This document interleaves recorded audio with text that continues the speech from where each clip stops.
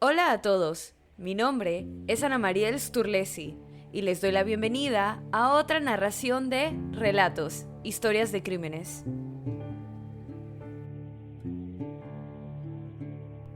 Este episodio narra uno de los casos de asesinatos más discutidos en la época de los 90, tanto así que en la actualidad aún es sumamente conocido y material de referencia.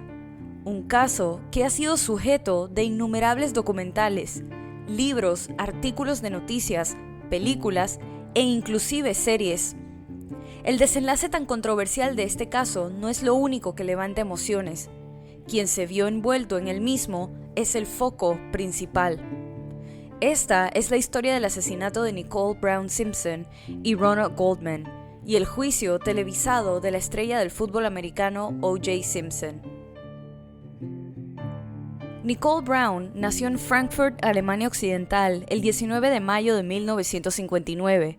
Su madre alemana, Judita, había conocido a su marido Louis mientras él estaba allí como corresponsal de las Fuerzas Armadas estadounidenses. La pareja inicialmente estableció su vida en Frankfurt, donde los Brown tuvieron dos hijas, Denise y Nicole. Cuando sus hijas aún eran pequeñas, la familia se mudó a los Estados Unidos y se instaló en una casa en California, donde la familia dio la bienvenida a dos hijas más. Adaptarse a la vida estadounidense no fue un problema para Nicole, quien fue descrita como alegre y siempre sonriente. A la edad de 18 años, se matriculó en la universidad y comenzó a trabajar en Daisy, un restaurante exclusivo donde se veía con frecuencia a celebridades.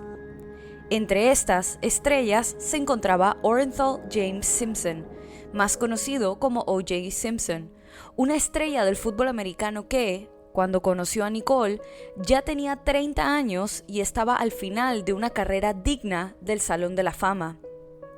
O.J. era conocido por todos, no solo por su ilustre carrera en el deporte, sino también por su trayectoria como actor y sus constantes apariciones en comerciales. Simpson parecía ser encantador y alguien que atraía naturalmente a las personas. Todos lo conocían y querían estar asociados con él de alguna manera. A pesar de que Nicole tenía 18 años y Simpson era 12 años mayor que ella, además de ya estar casado, según todas las declaraciones, los dos rápidamente se enamoraron y pronto comenzaron a salir. Algunos describieron la relación como muy apasionada, muy volátil y muy obsesiva por ambas partes.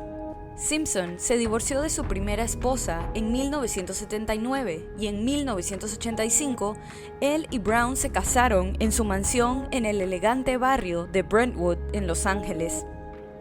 Más tarde, ese mismo año, Simpson fue incluido en el Salón de la Fama y Nicole quedó embarazada por primera vez de una hija llamada Sydney, y 3 años después tuvieron un hijo llamado Justin. Según los informes, Brown era una madre devota, evitaba las niñeras, insistía en llevar a sus hijos a clases de baile y karate, y recibía a su familia en su casa para eventos festivos y fiestas de cumpleaños. Los amigos de Simpson recordaban a la pareja como muy divertida, organizando frecuentemente fiestas donde los hijos de todos nadaban, comían y se divertían muchísimo. Pero el cuento de hadas que parecía ser el matrimonio no estaba ni cerca de lo que estaba ocurriendo a puertas cerradas. Simpson no solo fue infiel, sino que también fue abusivo. Amigos y familiares contarían más tarde haber visto moretones en el cuerpo de Nicole. Nicole describió un incidente en el que Simpson le rompió el brazo durante una pelea. Para evitar que lo arrestaran, le dijo al personal de la sala de emergencias que se había caído de su bicicleta. Ella describió momentos en el que él la golpeaba en público, durante las relaciones sexuales e incluso en ocasiones en las que tenían invitados en la casa. Habitualmente, estos episodios de violencia doméstica concluían con la versión de Simpson de disculparse, que consistía en darle un regalo muy caro, como fue un Ferrari que alguna vez recibió. Pero Nicole no quería abrirse con nadie. Era el tipo de persona que no decía cuáles eran sus problemas. Nicole firmó un acuerdo prenupcial y se le prohibió trabajar mientras estuviera casada. Se sintió en conflicto con la idea de notificar el abuso a la policía, porque dependía económicamente de Simpson. De los 62 incidentes de abuso, la policía fue notificada 8 veces y Simpson fue arrestado una sola vez. No refutó el cargo de agresión conyugal, pero sufrió pocas consecuencias. Simpson, como se dijo antes, conocía a todos y aquellos que no conocía sabían de él. Se cree que su grandeza y celebridad lo ayudaron a salirse con la suya en tantos casos de abuso doméstico. La policía quedaba deslumbrada y los que no, finalmente se convencían de no arrestarlo, ya que Simpson sabía cómo salir de los problemas hablando. Además, nadie podía creer que una personalidad tan grande en los medios, con tanto encanto, fuera capaz de hacerle tales monstruosidades a su hermosa y joven esposa. Finalmente, en 1992, después de años de abusos e infidelidades, Nicole solicitó el divorcio. Brown, recién soltera y sola, disfrutaba de su nueva vida. Armada con un importante acuerdo de divorcio y $10,000 al mes en manutención de los hijos, recorría Brentwood en un Ferrari blanco y a menudo salía a bailar con amigos, aunque seguía siendo devota a sus hijos. Sin embargo, la pesadilla no terminó con el divorcio. Se sabía que Simpson, aparentemente paranoico, la seguía. Supuestamente incluso se escondía entre los arbustos de su jardín y la seguía con su auto mientras ella conducía. Una pareja que eran vecinos de Nicole en Gretna Green también testificaron que a veces veían a O.J. parado afuera de su casa mirándola desde la acera.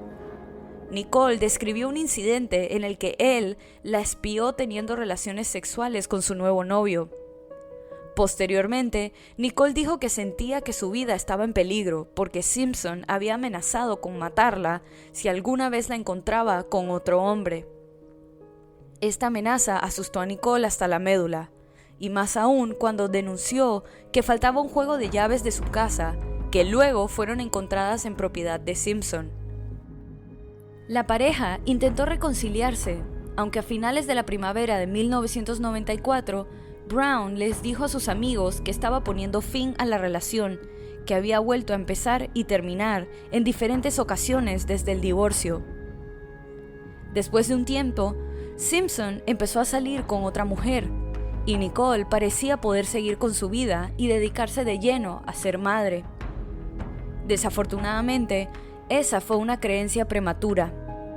El 12 de junio de 1994, Nicole se levantó temprano, les preparó el desayuno a los niños y los llevó de compras. Más tarde, ese día, fue con su padre Lou, su madre Judita, su hermana Denise y algunos otros miembros de la familia al recital de baile de su hija Sydney. Simpson asistió al recital, pero no fue invitado a ir a cenar más tarde con el resto del grupo. Nicole y su familia disfrutaron de la cena y salieron del restaurante alrededor de las 8:30 p.m. Poco después de las 9 de la noche, O.J. llamó a Nicole. Un poco más tarde habló por teléfono con una amiga y a las 9:40 su mamá la llamó para avisarle que se había olvidado sus anteojos en el restaurante. Nicole procedió a llamar al restaurante y preguntar por los anteojos. Ron Goldman, un camarero que se había convertido en su amigo en las últimas semanas, se ofreció a dejarlos en su camino para encontrarse con algunos amigos y salió del restaurante a las 9:50 p.m.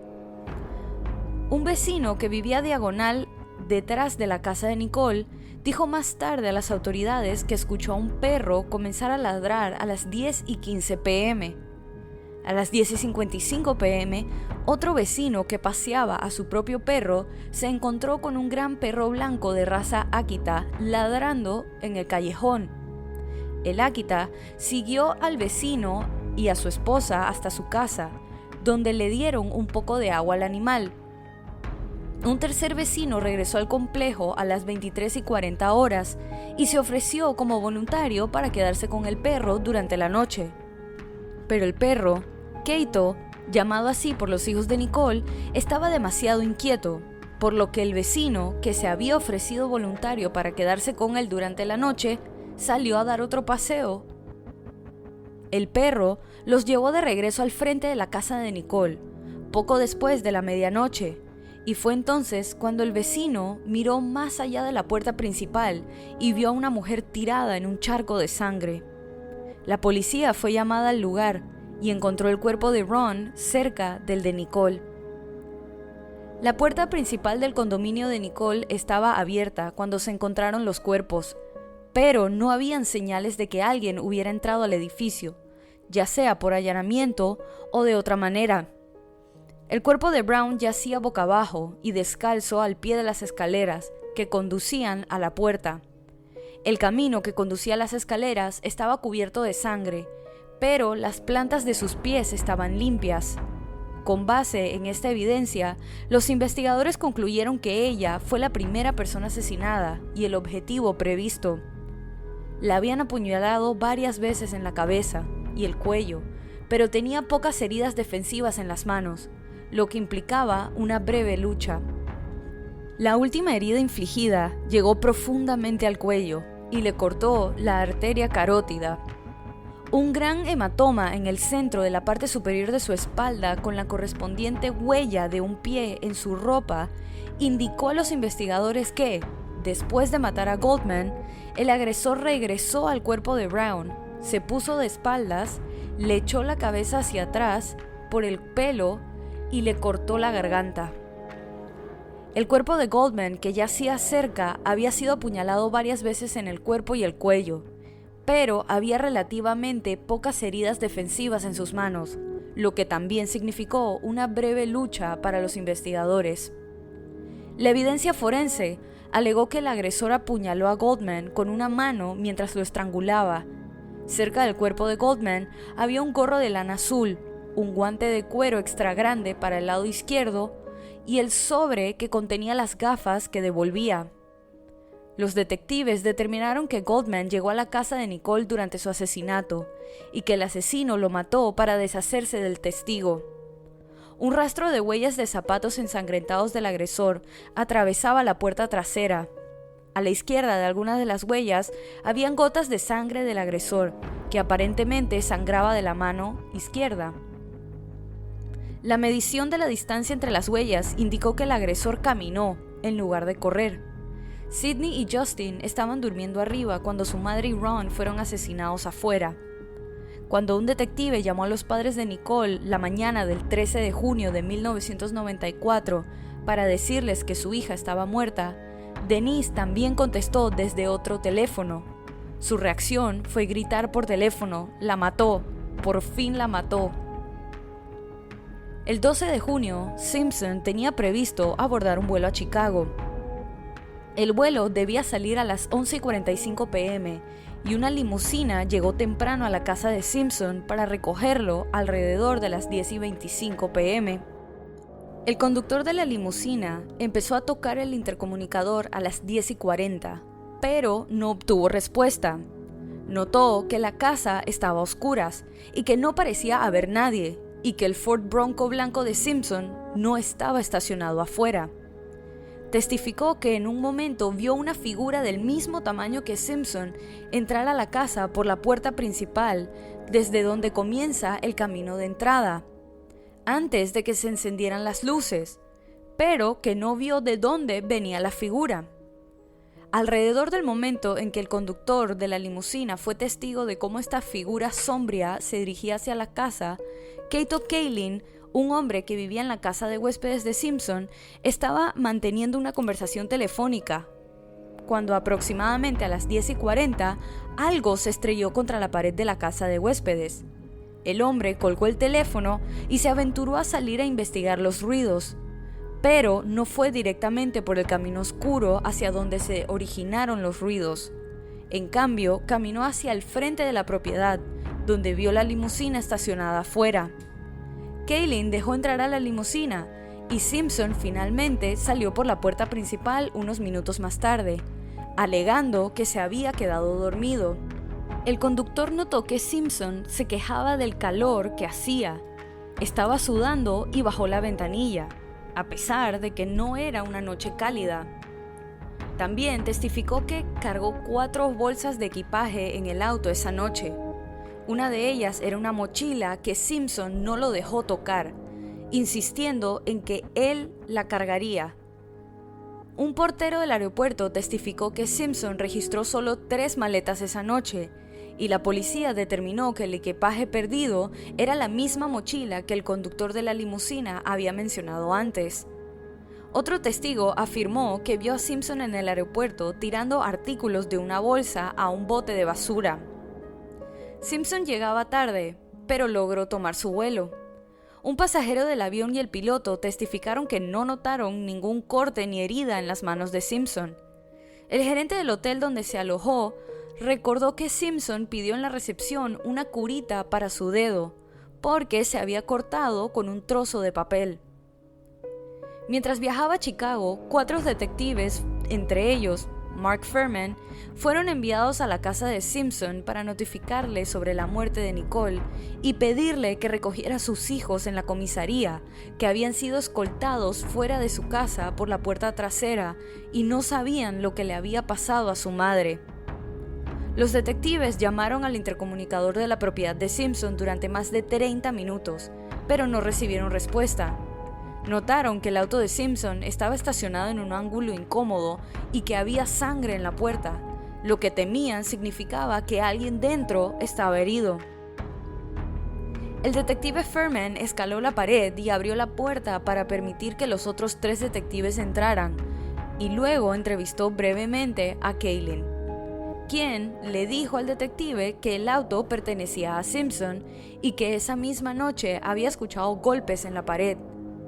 En un paseo por las instalaciones para inspeccionar qué pudo haber causado los golpes, Fuhrman descubrió un guante de mano derecha manchado de sangre, que se determinó era el compañero del guante de mano izquierda encontrado junto al cuerpo de Goldman.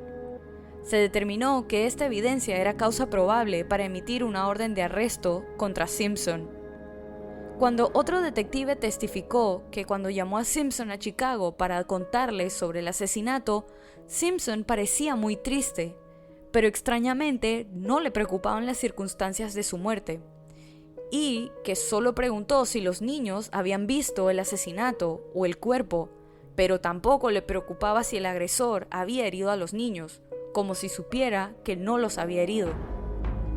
La policía llevó a Simpson para interrogarlo cuando regresó a Los Ángeles, mientras que en la estación de policía notaron que tenía un corte en un dedo de su mano izquierda que coincidía con el lugar de donde sangraba el asesino, y le preguntaron cómo se había hecho esa cortada. Al principio, el exatleta afirmó que se cortó el dedo accidentalmente mientras estaba en Chicago, después de enterarse de la muerte de Nicole. Pero luego dijo que no recordaba cómo se cortó la mano cuando le informaron que habían encontrado sangre en su camioneta. Le pidieron que diera una muestra de sangre para su análisis. Una vez tomada la muestra, fue dado de alta de la comisaría. Después de la entrevista con la policía, O.J. Simpson contrató a Robert Shapiro, un conocido y controvertido abogado de celebridades, quien comenzó a afirmar que su cliente había comenzado a sufrir de una depresión severa debido a la pérdida de Nicole. Después de unos días, las muestras de sangre de ADN de Simpson y las encontradas en el lugar coincidieron, por lo que se determinó que sería acusado de 2 cargos de asesinato en primer grado. Debido a su celebridad, se le permitió entregarse por voluntad propia, ya que la policía no pensaba que una celebridad querría quedar mal ante el público. Pero eso es exactamente lo que pasó. A O.J. se le dio la oportunidad de entregarse voluntariamente, algo a lo que el ahora sospechoso accedió. La policía acordó retrasar la entrega de Simpson hasta el mediodía para permitir que fuera atendido por un especialista en salud mental, ya que presentaba signos de depresión suicida, como actualizar su testamento, llamar a su madre y dejar 3 cartas selladas, una para sus hijos, una para su madre y una carta para el público. 1 hora después de la hora que debía haberse entregado, y con miles de reporteros esperando ver el momento, la policía se dirigió hasta donde se hospedaba el sospechoso para arrestarlo formalmente. Pero cuando llegaron, O.J. había desaparecido junto con un amigo en el Ford blanco de este amigo, por lo que fue declarado fugitivo y se produjo la infame persecución a baja velocidad. Simpson fue encontrado debido a que se rastreó su teléfono. 20 vehículos policiales los persiguieron mientras Simpson y su amigo recorrían casi 100 kilómetros desde el condado de Orange, donde se alejaba O.J., para regresar a la casa de Simpson en Brentwood. Los helicópteros de televisión retransmitieron todo el espectáculo, lo que provocó que el tráfico se paralizara. Los viajeros se detuvieron en seco para animar a Simpson, y algunos incluso sostenían carteles que decían "Vamos, O.J." Al mismo tiempo, las personas que llamaban inundaban las estaciones de radio, suplicando a Simpson que se entregara, incluidos exentrenadores, jugadores y amigos del atleta. Estos intentos de obligarlo a darse la vuelta no se debían a que creyeran que O.J. era culpable, sino porque creían que estaba apuntando con un arma a su cabeza en un aparente intento de matarse, y sus seres queridos querían evitarlo, al igual que el público general que lo adoraba. Mientras la persecución seguía, uno de los detectives que lo entrevistó en la estación de policía llamó a Simpson a su teléfono y le rogó que tirara el arma por la ventana. Simpson se disculpó por no entregarse ese mismo día y respondió que él era el único que merecía salir lastimado y que simplemente se quería ir con Nicole. La nación observó con incredulidad cómo se desarrollaban los acontecimientos. Las calles de Los Ángeles se vaciaron y los pedidos de bebidas y comidas cesaron en bares y restaurantes mientras la gente miraba por televisión. Las cadenas de televisión interrumpieron la programación habitual para cubrir el incidente y se estima que 95 millones de espectadores lo vieron. Horas más tarde, la persecución finalmente concluyó frente a la casa de Simpson en Brentwood, poco antes de las 8 p.m., y comenzaron las negociaciones. Simpson entró a la propiedad a las 8:50 p.m., llevando consigo una foto familiar enmarcada. Una vez dentro de la propiedad, la policía le permitió llamar a su madre y beber un vaso de jugo de naranja. En el Bronco, la policía encontró $8,000 en efectivo, una muda de ropa, una pistola Magnum 357 cargada, un pasaporte estadounidense, fotografías familiares y un kit de disfraz con perilla y bigote falsos.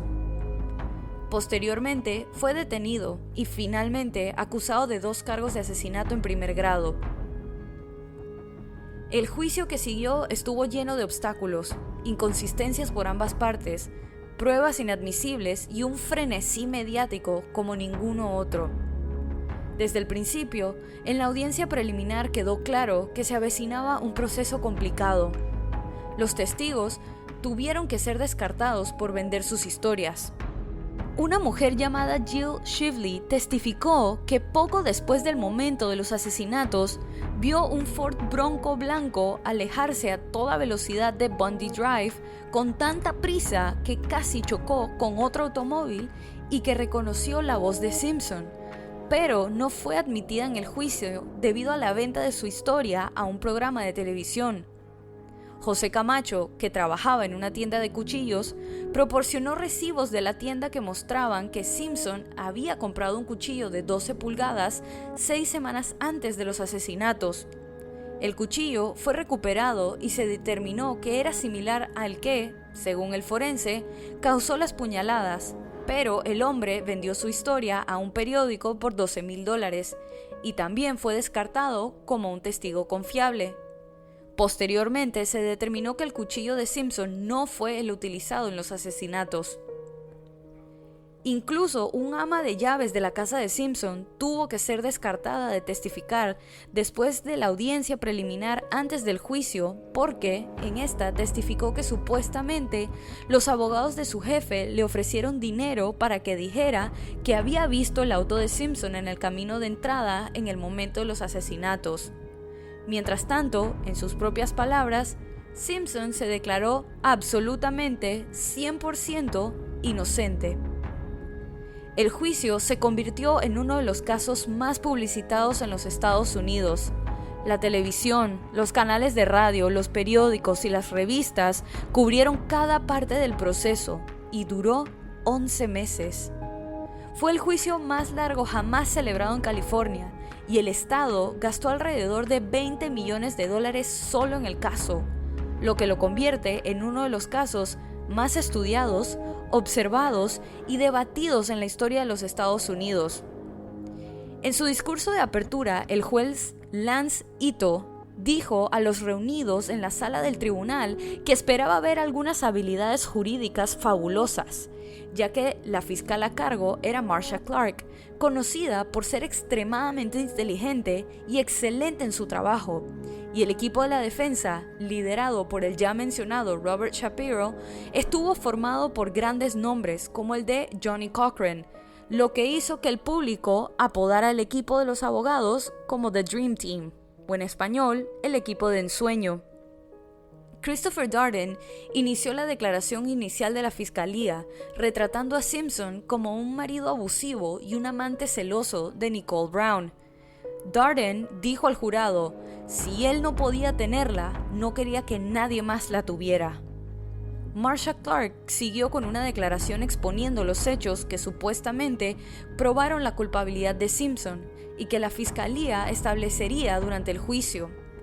Al día siguiente, Johnnie Cochran hizo una declaración inicial para la defensa, en la que presentó una cronología confusa de los acontecimientos y sugirió que Simpson estaba tan paralizado por la artritis que no podría haber cometido un doble asesinato. Cochran dijo al jurado que la defensa demostraría que las pruebas contra Simpson estaban contaminadas, comprometidas y en última instancia corruptas. Durante los meses siguientes, la fiscalía presentó 72 testigos. El primer grupo de testigos sugirió que Simpson tenía el motivo y la oportunidad de matar. El segundo grupo de testigos sugirió que Simpson, de hecho, había aprovechado su oportunidad para matar a su exesposa y a Ronald Goldman.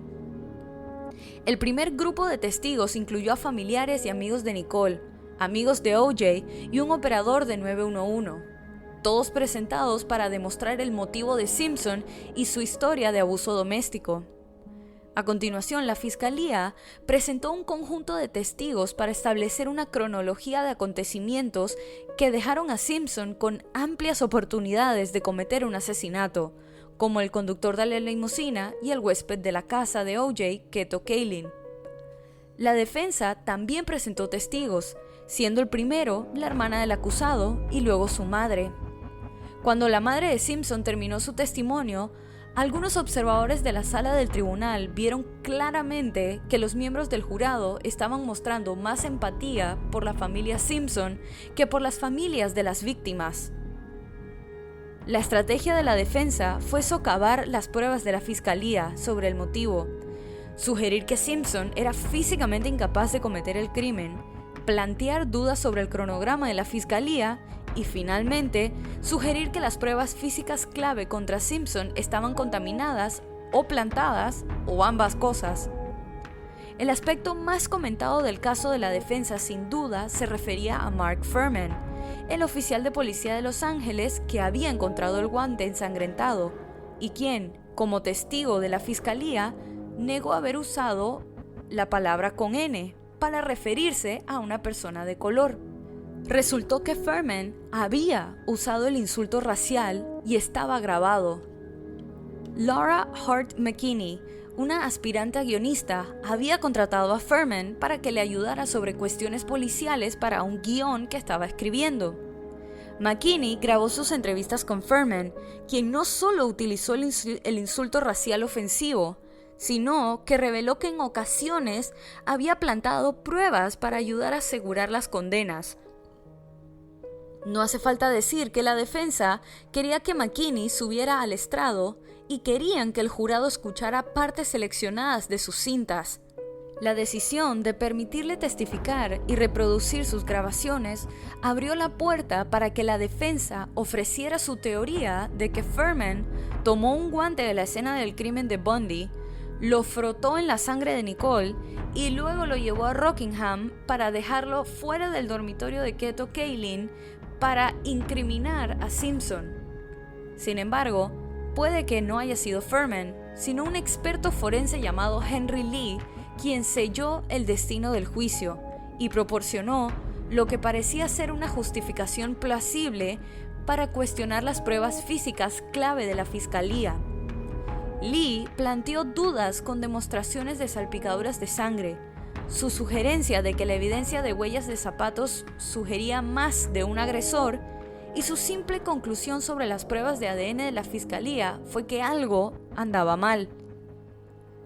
Hubo problemas con la recopilación de pruebas desde el principio, cuando se descubrió una huella digital ensangrentada en la entrada de la residencia de Nicole. Fuhrman, sin embargo, documentó la huella digital en sus notas, pero los detectives que se hicieron cargo del turno después del de Fuhrman no estaban al tanto de la huella, que terminó sin documentar y destruida. Por lo tanto, esto dio la impresión de una investigación descuidada, en la que los detectives no estaban interesados en documentar las pruebas. Los peritos también declararon sobre el mal manejo de las pruebas por parte de la fiscalía, que tomó fotografías sin escalas que ayudaran a registrar las mediciones. Los detectives también mezclaron pruebas separadas, lo que provocó una contaminación cruzada de la muestra. El embalaje de objetos mojados de la escena del crimen provocó cambios críticos en las pruebas. La cereza del pastel fue cuando sacaron una manta de la casa y cubrieron el cuerpo de Nicole, lo que no solo destruyó las muestras de ADN del cuerpo, sino de cualquier otra cosa que se encontrara en el área. La obtención de las pruebas planteó problemas en la investigación. Por ejemplo, aproximadamente 1.5 mililitros de sangre extraída de O.J. Simpson, ya que faltaban pruebas. El individuo que tomó las muestras de sangre tampoco había registrado la cantidad exacta que tomó como referencia de la sangre faltante. La muestra de sangre se pasó de una mano a otra antes de entrar en la cadena de custodia, lo que genera más preguntas sobre cómo se perdió. Los laboratorios de almacenamiento de pruebas también estaban bajo escrutinio después de que personas no autorizadas manipularan las pruebas.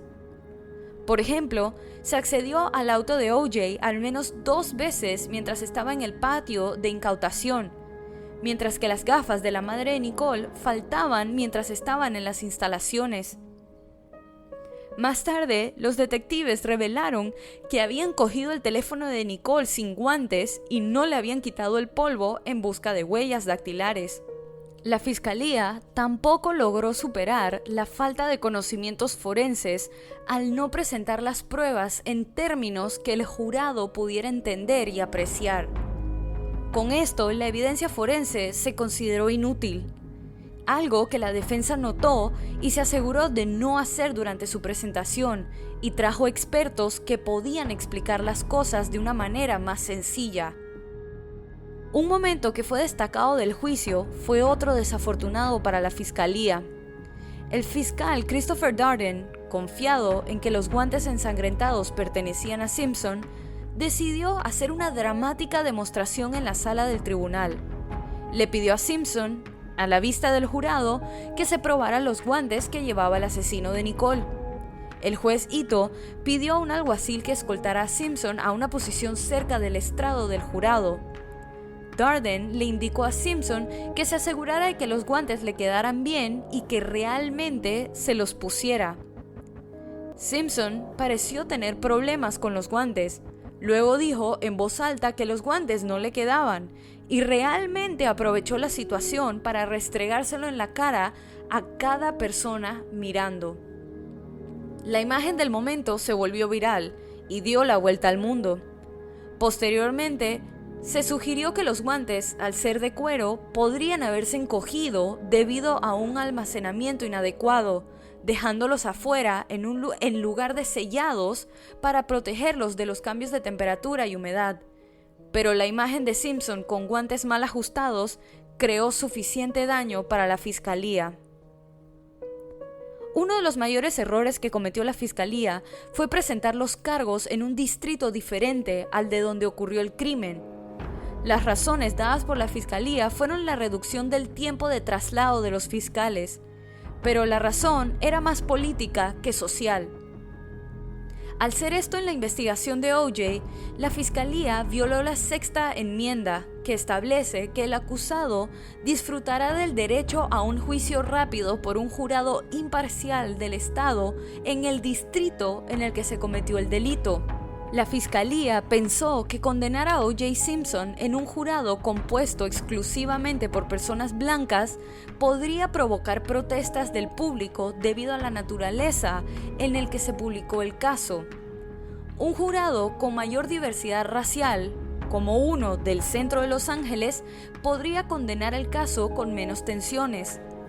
El jurado estuvo compuesto por 9 personas de ascendencia afroamericana, 2 caucásicos y un hispano, siendo el mayor número de personas en el jurado mujeres. Fue un caso de alto perfil, en un momento en el que los afroamericanos se sentían amenazados por la policía y por la sociedad en general. Cuando comenzaron los alegatos finales, el juicio ya había batido el récord establecido por el caso Charles Manson como el juicio con jurado más largo en la historia de California. El jurado había estado aislado durante la mayor parte de un año y mostraba signos de tensión y agotamiento. El juez Ito fue atacado por permitir que el juicio se prolongara y por su aparente incapacidad para mantener a los abogados bajo control. Con pistas y testigos contradictorios, el jurado tuvo que dar su veredicto sobre el caso. El caso fue difícil de determinar debido al hecho de que O.J. tenía una imagen agradable ante el público, había sido futbolista y por lo tanto cambiar la percepción inicial de la gente sobre O.J. sería difícil. La evidencia, muchos consideraban, era suficiente para llevar al jurado a condenar a Simpson, aunque las dudas arrojadas durante los procedimientos de recolección de evidencia e investigación por parte de los descuidados detectives fueron una ventana suficiente para condenarlo de otra manera. Algunos expertos creían que el jurado tardaría entre 2 días y 2 meses en tomar una decisión, pero el jurado pasó solo 3 horas deliberando sobre el caso que había producido 150 testigos durante 133 días y que había costado millones de dólares. El jurado finalmente absolvió a Simpson de 2 cargos de asesinato y lo dejaron en libertad. Las enormes multitudes que se habían reunido frente al tribunal estaban divididas. Algunas estaban devastadas, mientras la otra mitad aplaudía para celebrar a Simpson. El acusado suspiró aliviado, mientras el Dream Team se reunía en un grupo de victoria. Desde el público, dentro del juzgado, se podían escuchar los abrasadores gemidos de desesperación de la hermana de Ron y el llanto de su madre mientras el jurado terminaba de leer el veredicto. Simpson anunció tras el veredicto que dedicaría el resto de su vida a localizar a los verdaderos asesinos de su exmujer. Pero en 1996, los padres de Ron Goldman y Nicole Brown presentaron una demanda civil contra Simpson por muerte por negligencia. El juez Hiroshi Fujisaki no permitió que el juicio fuera televisado, no confinó al jurado y prohibió a la defensa alegar racismo por parte de la policía de Los Ángeles y condenar el laboratorio criminalístico. La evidencia física no cambió, pero se presentaron pruebas adicionales de violencia doméstica, así como 31 fotografías anteriores a 1994 de Simpson usando zapatos de Bruno Magli que coincidían con las huellas encontradas en la escena. Los resultados de una prueba de polígrafo que Simpson negó haber realizado mostraron un engaño extremo cuando negó haber cometido los asesinatos. Furman no testificó, pero Simpson sí lo hizo en su propio nombre, a diferencia del otro juicio, y se encontró que estaba luchando por mantener su historia y tratando de defenderse torpemente. Después de 17 horas, el jurado declaró a Simpson responsable de los asesinatos y concedió a las familias de las víctimas $33.5 millones en concepto de daños compensatorios y punitivos. Porque este juicio tuvo un veredicto diferente. El primer paso para comprender esta aparente contradicción es saber que un proceso penal implica leyes diferentes, un sistema judicial diferente y cargas de prueba diferentes. Específicamente, la definición de asesinato en primer grado en el contexto del caso de Simpson requiere que el acto se realice con malicia y premeditación. Y para condenar en el tribunal penal, el caso contra el acusado debe probarse más allá de toda duda razonable. Por otra parte, en un caso civil por muerte por negligencia, los demandantes solo tenían que demostrar que la conducta intencional e ilegal del acusado resultó en la muerte de las víctimas.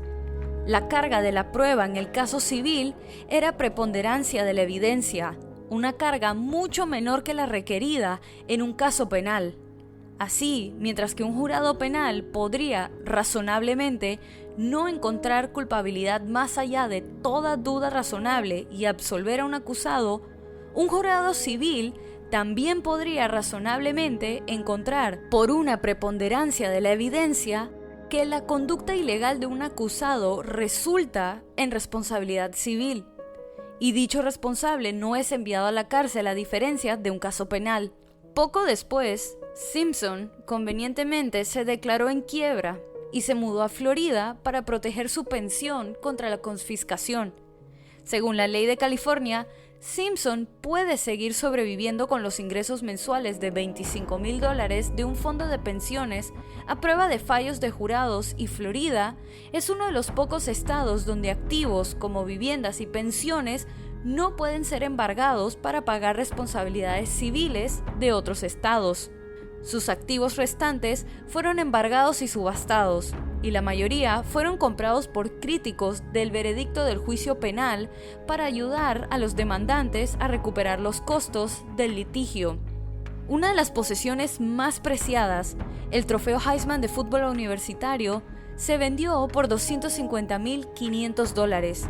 Todas las ganancias se destinaron a la familia Goldman, quienes dijeron que habían recibido solo el 1% del dinero que Simpson debía pagar por la demanda por muerte por negligencia.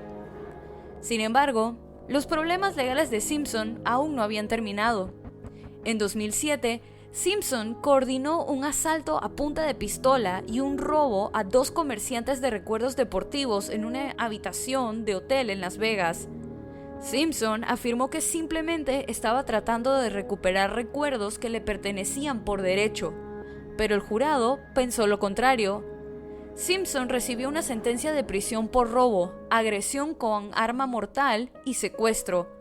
Cumplió su condena de 9 años y se le concedió la libertad condicional en 2017, y todas las restricciones de movimiento y comportamiento se levantaron en 2021, lo que le permitió regresar a una vida civil. En entrevistas posteriores, se citó a Simpson diciendo: "Digamos que cometí este crimen. Incluso si hubiera hecho esto, tendría que haber sido porque la amaba mucho, ¿verdad?". En noviembre de 2006, un impresor de libros anunció un libro escrito por un autor anónimo basado en entrevistas con Simpson titulado "Si lo hubiera hecho".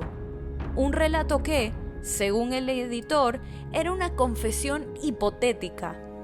En el libro, Simpson describe cómo hipotéticamente enfrentó enojado a Nicole y Ronald Goldman en el condominio de Nicole la noche del asesinato, con un cuchillo en la mano. Luego escribe: "Algo salió terriblemente mal, y sé lo que pasó, pero no puedo decir exactamente cómo. Todo el frente de mí estaba cubierto de sangre, pero no computo". Posteriormente, la familia Goldman se hizo con los derechos del libro y lo publicó con el título "Si lo hubiera hecho, confesiones de un asesino".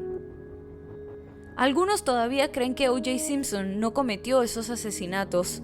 Algunas teorías sugieren que el hijo mayor de Simpson, Jason podría haber cometido el crimen después de desarrollar una relación sólida con Nicole y sentirse abandonado por ella. Otros sugirieron que tal vez Nicole fue asesinada injustamente cuando narcotraficantes buscaban a una amiga suya que había vivido con ella hasta 4 días antes del crimen. Desafortunadamente, nada puede traer de vuelta a Nicole Brown y Ron Goldman, ni brindar consuelo a las familias. Pero el juicio de Simpson fue, en un sentido, un juicio terrible, pero en otro sentido fue un gran juicio. Reveló de una manera que llamó la atención de toda la polarización de las actitudes raciales en cuestiones como la aplicación de la ley. Pero el juicio tuvo otros efectos profundos. Proporcionó lecciones sobre cómo no llevar a cabo un juicio penal, lecciones que fueron aplicadas por los jueces en juicios posteriores de celebridades. Pero sobre todo, creó una mayor conciencia sobre los problemas de violencia doméstica y le permitió al público tener las herramientas para notar estos problemas en sus seres cercanos.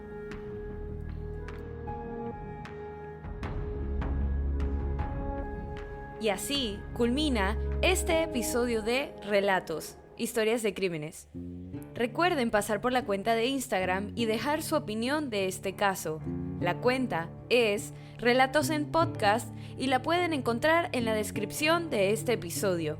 Si te gustó este relato, suscríbete o síguenos en la plataforma de tu preferencia que utilices para escuchar los episodios. Y no dudes en dejar una calificación y comentarios. Mi nombre es Ana Mariel Sturlesi y muchas gracias por acompañarme en esta narración nuevamente y bienvenido si es tu primera. Nos vemos la otra semana para otra narración de Relatos, Historias de Crímenes.